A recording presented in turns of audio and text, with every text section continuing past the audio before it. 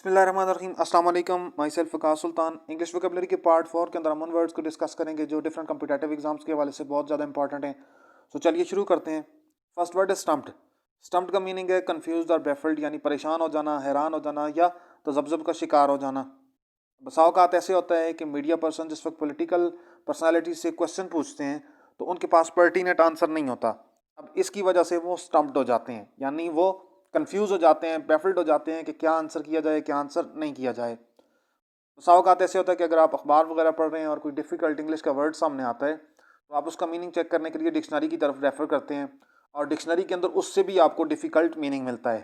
तो ये ऐसी सिचुएशन होती है कि जहाँ यू फील स्टम्प्ड। बसा औकात ऐसे होता है कि आप क्लास के अंदर कुछ एक्टिविटीज़ जारी रखे होते हैं और फ़ौरन से टीचर या प्रिंसिपल पहुंच जाता है, तो at that time you get stumped कि अपनी इन एक्टिविटीज़ को किस तरह जस्टिफाई करना है। सो स्टम्प्ड का मतलब होता है कंफ्यूज्ड और बेफिल्ड। इसके लिए एग्जांपल सेंटेंस है education chiefs were stumped by some of the exam questions.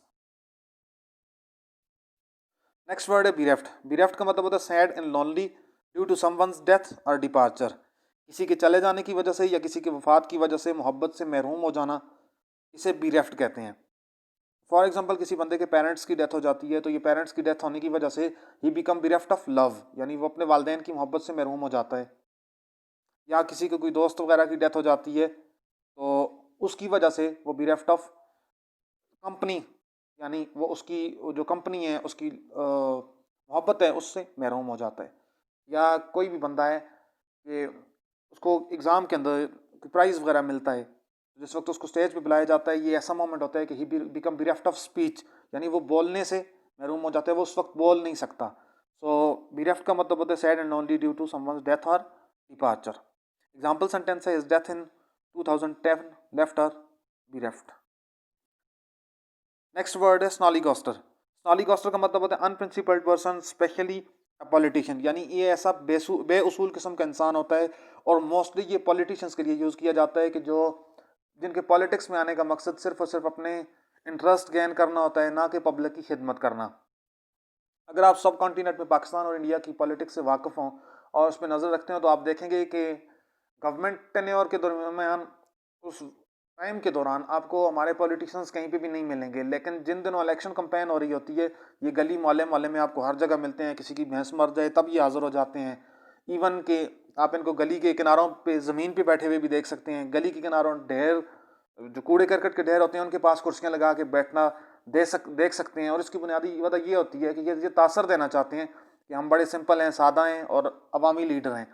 लेकिन एक्चुअली जिस वक्त यही लोग गवर्नमेंट में चले जाते हैं तो ये वापस अपने जो लोग हैं उनको पूछते भी नहीं हैं। तो ऐसे लोगों को कहा जाता है स्नॉलीगॉस्टर, यानी अनप्रिंसिपल्ड पॉलिटिशियन जिनका मकसद अवाम की खिदमत नहीं होता बल्कि अपने वेस्टेड इंटरेस्ट गेन करना होता है। एग्जाम्पल सेंटेंस है snollygoster must be thrown out of the political office and other position of power. Next word है ग्रीन हॉर्न। ग्रीन हॉर्न कहते हैं inexperience at a particular activity, यानी किसी काम में माहिर ना होना, तजर्बाकार ना होना।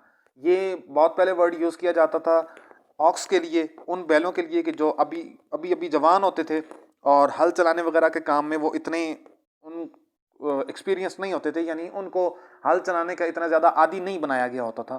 तो इसे कहते हैं, उन्हें ग्रीन हॉर्न कहा जाता था। और इसी ग्रीन हॉर्न से फिगरेटिवली ये मीनिंग लिया जाता है कि ऐसा बंदा जो किसी काम में माहिर ना हो, नेव हो, गलेबल हो, that is greenhorn. Example sentence है he is a greenhorn in this field.